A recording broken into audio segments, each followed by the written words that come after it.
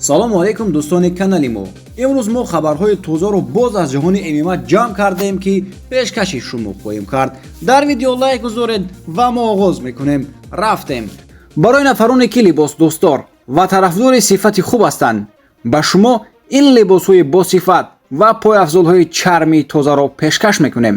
барои заказ кардан дар ватсапи дар рӯи экран бода нависед ва барои тамошои дигар намуди борҳо дар телеграм канал обуна шавед ки силкаш дар комментария ҳаст. Фаридун Одилов бисёр ҷиддӣ омода аст ки бар зидди варзишгари брезилиягӣ Вагнер Прадо баромад кунад. ин муҳориба 11 август дар мусобиқаи калони турнири SCI 161 барпо хоҳад шуд. Вагнер Прадо варзишгари брезилиягӣ буда 30 сол дорад. қадаш 185 см буда, вазнаш 93 кг аст. рекорди ӯ ба 17 баробар мебошад. се муҳорибаи охири худро ӯ дар SCI гузаронидааст ки дар дутои аввал аз ҷониби ҳарифонаш Элхан Мусаев соли 2021 ва Григор Матевосян соли 2022 бо тасмими доварон шикаст хӯрдааст. ва моҳи апрели ҳамин сол варзишгари рус Элмар Гасановро дар оғози раунди дуюм бо задани удари пурқувват ба нокаут ғалатонда пирӯзиро ба даст овардааст.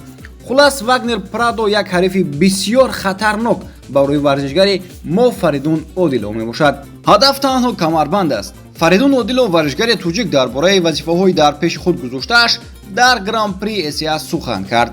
ҳадаф ва вазифаи ман дар SCI ин камарбанд аст. дар айни ҳол ин камарбанди Гран-при мебошад. ман бисёр мехоҳам ин камарбандро ба даст биёрам. шабу рӯз дар бораи он фикр мекунам. ман ҳама он чизе ки аз ман талаб карда мешавад мекунам. ҳаракат танҳо ба пеш хоҳам кард. бояд гуфт ки ин муҳорибаи асосии кадр хоҳад шуд. ба Фаридун танҳо муваффақиятро таманно мекунем ва барои дастгирии варзишгар Фаридун ба пеш менависем. давлат чӯпонов имрӯз бо гузоштани як видео дар инстаграми худ ба ҳама хабар дод ки аллакай аз пайи кардани вазни даркорӣ аст ва хело кам мондааст аллакай имрӯз маросими вазнкашӣ барпо мешавад ва ӯ қариб ки тайёр аст.